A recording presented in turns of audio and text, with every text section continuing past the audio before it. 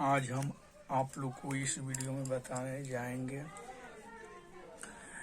प्रश्न 3, 4 और 5 एक्सरसाइज 1.1 का क्लास 10th बीएससीबी बोर्ड का जो प्रश्न 3 है, 4 है और 5 है एक्सरसाइज 1 का, वो तीनों क्वेश्चन हम आज इस वीडियो में आप लोग को बताएंगे। ध्यान से देखिएगा और समझिएगा। अगर वीडियो आप लोग को जहाँ समझ में नहीं आएगा तो प्लीज कमेंट करके बताइएगा। हाँ, ठीक है, चलिए देखिए और समझिए। देखिए ये क्वेश्चन क्या बोल रहा है। किसी परेड में 616 सदस्य वाली एक सेना यानी आर्मी की टुकड़ी को 32 सदस्यों वाले एक आर्मी बैंड के पीछे मार्च करना है। मार्च करना मतलब पीछे लगाना है। दोनों समूहों को समान संख्या वाले स्तंभों में मार्च करना है, यानी दोनों समूहों को। उन स्तंभों की अधिकतम संख्या क्या है जिसमें वे मार्च। चलिए इसको बताने जा रहे हैं, आप लोग को ध्यान से देखिएगा और समझिएगा। तो यहाँ पर लिखेंगे सॉल्यूशन में क्या हमें ज्ञात करना है। दोनों समूहों को समान संख्या वाले स्तंभों में मार्च करना है। मार्च करने हेतु अधिकतम स्तंभों की संख्या ज्ञात करना है। यही करना है ना।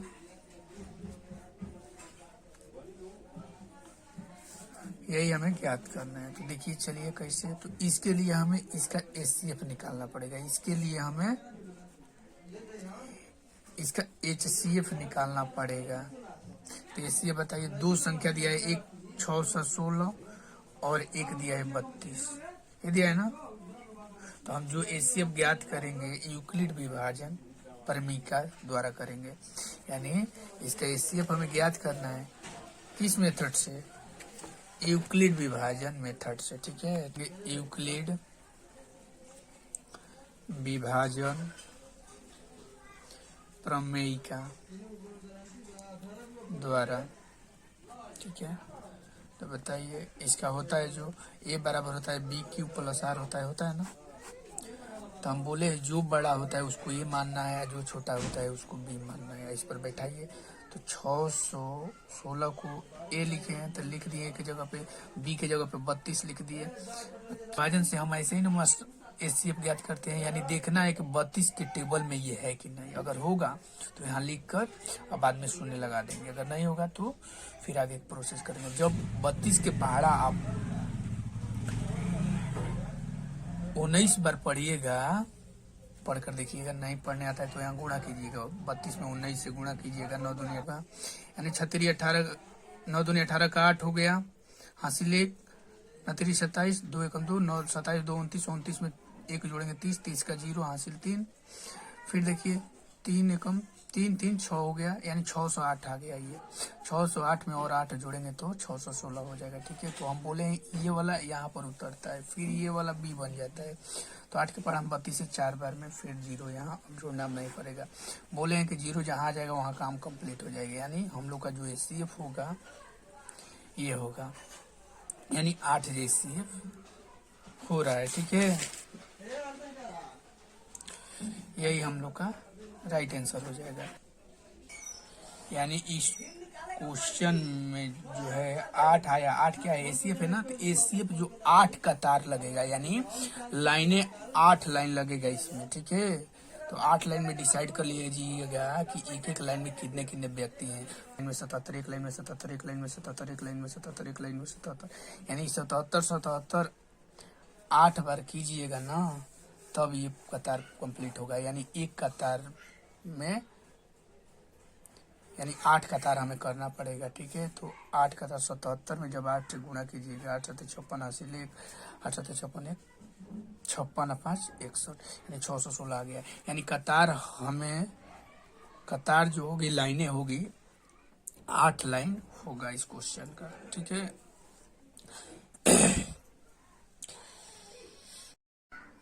चलिए अब देखिए हम आपको बताने जा रहे हैं अब प्रश्न संख्या 4। प्रश्न 4 देखिए, प्रश्न 4 क्या बोल रहा है।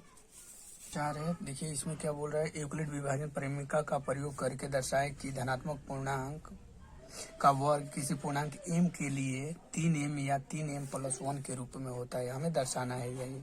ठीक है, तो चलिए इस क्वेश्चन को हम कैसे बनाएंगे।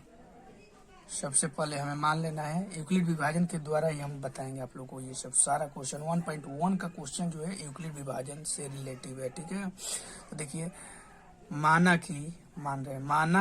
कि ए कोई धनात्मक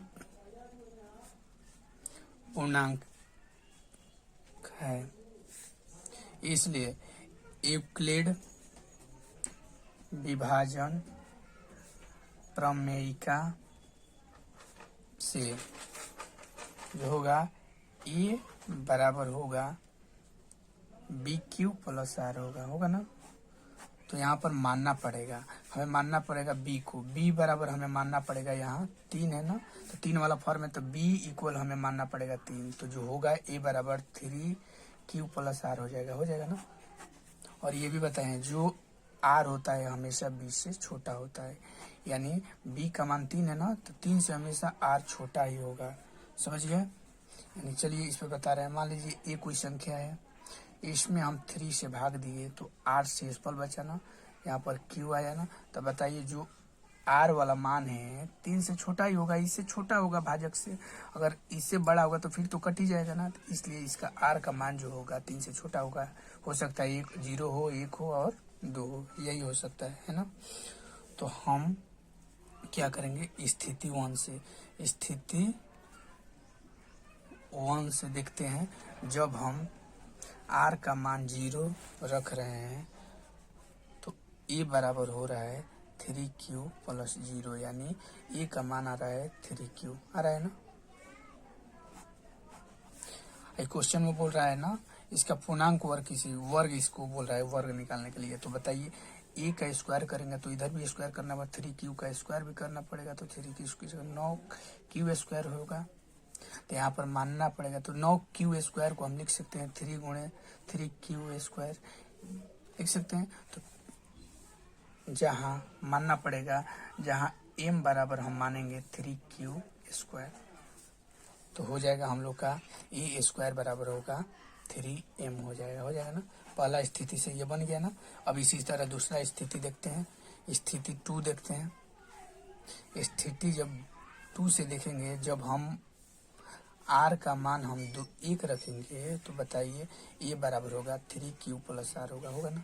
जब इसका हम वर्ग करेंगे तो A स्क्वायर बराबर 3Q + 1 का भी वर्ग हो जाएगा, यानी A + B का होल स्क्वायर। हम आप जानते हैं A स्क्वायर यानी 3Q का स्क्वायर + B स्क्वायर 1 का स्क्वायर + 2AB 2 × 3Q, अब B का मान 1 है लिख दिए।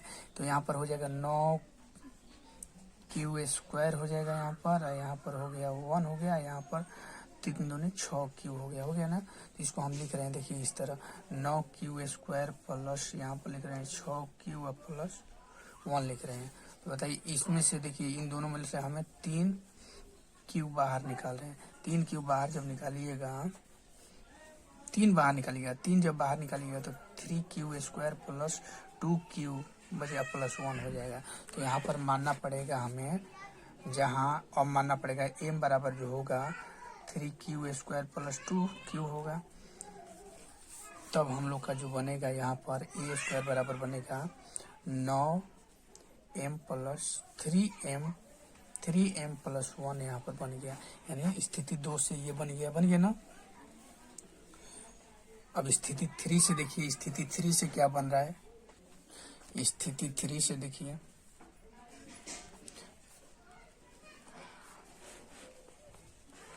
जब हम R का मान यहाँ पर 2 रखेंगे तो क्या होगा, A बराबर होगा 3Q + 2 होगा ना। इसका वर्ग करेंगे तो ए स्क्वायर बराबर होगा 3q प्लस 2 का भी वर्ग होगा। वर्ग किए तो ए प्लस बी का होल स्क्वायर करेंगे तो 3q का होल स्क्वायर प्लस 2 का होल स्क्वायर प्लस 2a अब बी होगा ना। यहाँ 3 का 9q स्क्वायर यहाँ पर हो जाएगा प्लस 2 दूनी का 4 होगा। यहाँ पर ये 3 दूनी 6 दूनी 12q होगा। तो इसको देखिए यहाँ पर कैसे इसको लिखेंगे 9q स्क्वायर प्लस लिखेंगे 12q। इसको 4 को तोड़ रहे हैं 3 प्लस 1 तोड़ रहे हैं। इसमें जब 3 कॉमन लीजिएगा, जब इसमें 3 कॉमन लेंगे ना आप तो क्या बनेगा बताइए। यहाँ पर बनेगा 3q square plus 4q plus 1 plus 1 ये है। तो अब माना पड़ेगा जहाँ m बराबर 3q square plus 4q plus 1 ये मानना पड़ेगा। तब हम लोग का स्थिति जो 3 में बनेगा ये स्क्वायर बराबर बनेगा 3m प्लस 1 बनेगा। ये स्थिति 3 से बन गया।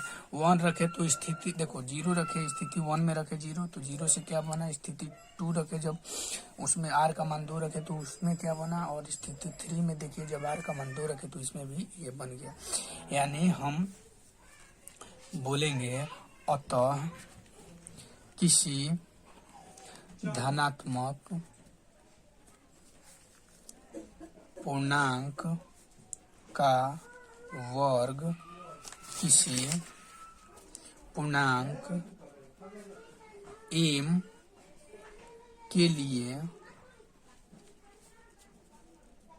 3m और 3m प्लस 1 के रूप का होता है, रूप का होता है। मुझे उम्मीद है कि आप लोग ये भी क्वेश्चन आप लोग समझ गए होंगे। अब चलिए इसी तरह प्रश्न 5 को देखते हैं। प्रश्न देखिए, प्रश्न 5 क्या बोल रहा है। यूक्लिड विभाजन परिमीका का प्रयोग करके दर्शाएं कि धनात्मक पूर्णांक का घन जो होगा 9m प्लस 1 या 9m प्लस 8 के रूप में होता है। हमें अब क्या करना है, इसको यूक्लिड विभाजन से ही करना है, लेकिन यहाँ पर देखिए गौर कीजिए, यहाँ पर घन बोला है यानी पावर 3 हमें निकालना है। यानी घन करके हमें वैसे ही जैसे वर्ग करके निकाले ना, तो यहाँ पर घन है तो घन वाला सूत्र निकालेंगे, घन वाला सूत्र पर निकालेंगे इस क्वेश्चन को, ठीक है। वैसे है तो इसमें भी हम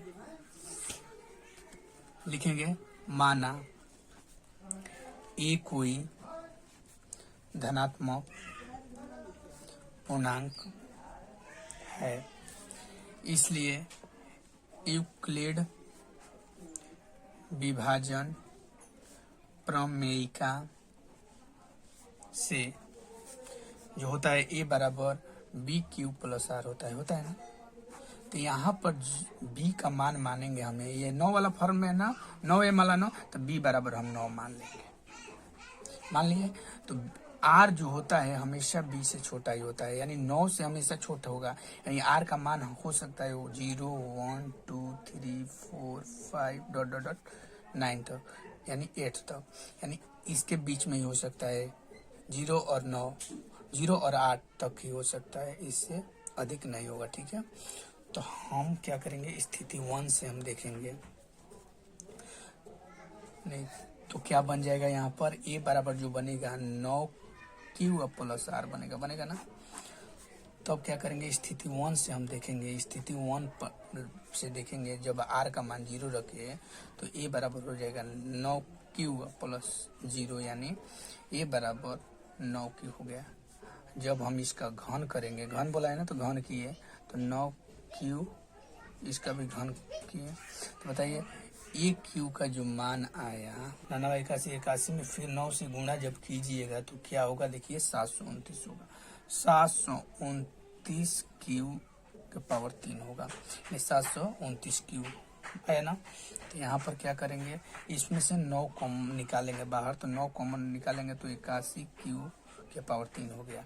अब यहाँ पर मानेंगे जहाँ m बराबर मान लेंगे हम 81 के क्यू के पावर 3 मानेंगे, एक पूर्णांक है, ठीक है, इसको मान लिया हम एक पूर्णांक है। तो यहाँ बनेगा जो यहाँ पर जो बनेगा रिलेशन ए क्यू बराबर जो बनेगा 9m बन जाएगा, क्योंकि m को माने हैं 81 क्यू के पावर 3। 9 इसमें से कॉमन लिए है तो ये वाला फॉर्म बन गया। तो इसको हम मान लिए एक पूर्णांक है, एम की जगह पे मान लिए तो एम का मान यहाँ लिख दिए, यानी ये फॉर्म बन गया पहला स्थिति से। ए क्यू इक्वल बन गया 9m बन गया ना। अब इसी तरह स्थिति 2 से हम देखेंगे। स्थिति 2 से देखिए, स्थिति 2 से देखिए इसी तरह जब हम r का मान 1 रखेंगे तो यहाँ पर बनेगा a बराबर 9q + 1 होगा ना। अब यहाँ पर घन करना पड़ेगा तो a के पावर 3 करेंगे तो यहाँ पर भी 9q + 1, इसका भी पावर 3 करना पड़ेगा। तो हम चलिए तो a q का जो मान आया बताइए, a + b का होल q क्या होता है? a + b का होल q बताइए क्या होता है? a + b का होल q होता है, देखिए हम बता रहे हैं a + b का होल q जो होता है a + b a² + 2ab + b², या इसको ऐसे लिख सकते हैं aq + 3ab into a + b + bq, या इसको ऐसे लिख सकते हैं aq + bq + 3a² b + 3ab²। इसको तोड़िएगा ना तो ये वाला आ जाएगा। तो हमें इससे मतलब है, इस पर हम बैठा रहे, ठीक है। देखिए हम इस सूत्र पर बैठा रहे हैं, देखिए क्या हो रहा है।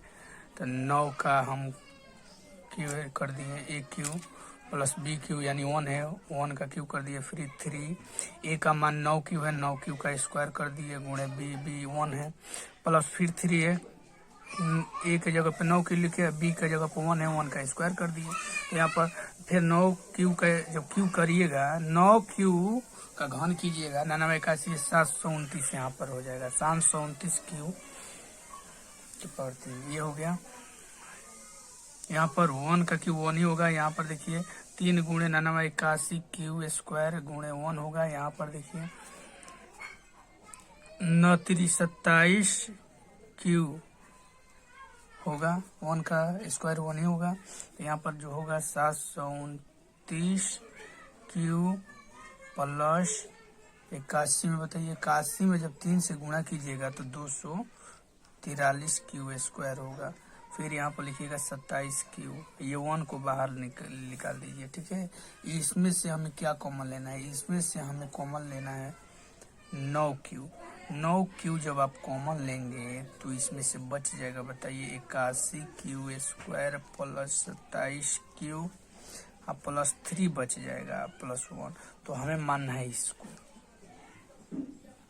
हमें क्या करना है इसको, जहाँ m बराबर मानना है q कोष्ट 81 क्यू² + 27 क्यू प्लस 3, इसको हमें n मान लिए, ठीक है, एक पूर्णांक है। तो यहाँ a का पावर 3 जो बनेगा 9m + 1, 9m + 1 बनेगा, यानी दूसरा स्थिति से ये बन गया ना। अब इसी तरह तीसरा स्थिति से देखते हैं। स्थिति 3 से देखिए जब हम r का मान 2 रखेंगे, जब r का मान 2 रखेंगे तो a क्यू बराबर जो होगा 9q प्लस a बराबर जो होगा 9q + 2 होगा। तो बताइए घन करेंगे तो दोनों ओर घन करेंगे, 9q + 2 हो गया, इसका घन किए पावर 3। तो देखिए a क्यू + b क्यू पे फिर तोड़िएगा तो बताइए a क्यू मतलब 9q का पावर 3 होगा, प्लस यहाँ 2 का क्यू होगा, फिर यहाँ 3 गुणे 9q के स्क्वायर गुणे 2 प्लस यहाँ देखिए 3 गुणे 9q गुणे 2 का स्क्वायर। a + b के होल क्यू पे ये तोड़े हैं, ठीक है। तोड़ कर देखिएगा, ये सूत्र हम दिया है ना, इस सूत्र पर बैठाइएगा, ये वाला आएगा, ठीक है। तो यहाँ देखिए 9q का जब क्यू करेंगे, 9q को घन करेंगे तो यहाँ पर होगा 729 क्यू के पावर 3 होगा। यहाँ पर देखिए 2 × 4 = 4 × 8 हो गया। यहाँ पर देखिए 9981 हो जाएगा, 81 में जब 3 से गुणा कीजिएगा, देखिए यहाँ पर एक स्टेप पर 3 गुणे 81 क्यू² गुणे 2 प्लस यहाँ है 3 गुणे 9q गुणे 4 हो गया ना।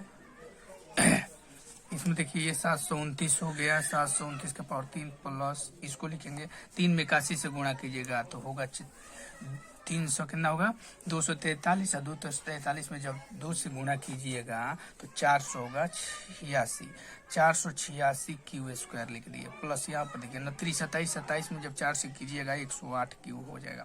ये वाला 8 को यहाँ पर लिख दिए, ठीक है। तो इसमें से हम कॉमन अब क्या लिए, फिर 9 क्यू हम बाहर निकाले। जब 9 क्यू बाहर निकाले तो 81 Q square plus 54 Q plus यहाँ पर 12 हो गया। 12 ठोल से निकाल दिए ना, 9 निकाले हैं इसलिए यहाँ पर ये हो गया, ठीक है। तो अबे हम इसको अब मानेंगे, यानी जहाँ अब मानेंगे हम m बराबर जो होगा 9 कोष्ट में 81 Q square plus 54 Q plus 12, इसको हम एक धनात्मक पूर्णांक मान लिए। तो जो बनेगा हम लोग का तीसरा स्थिति से क्यू बराबर होगा 9m प्लस 8 बनेगा, यानी 3 स्थिति हम माने, तीनों स्थिति से निकाल दिए, ठीक है। अब क्या करेंगे, जहां अब क्या लिखेंगे, अतः लिखेंगे किसी धनात्मक पूर्णांक 9m प्लस 1 या 9m प्लस 8 के रूप का होता है, जहां m कोई पूर्णांक है। दोस्तों मैं उम्मीद करता हूं कि आप लोग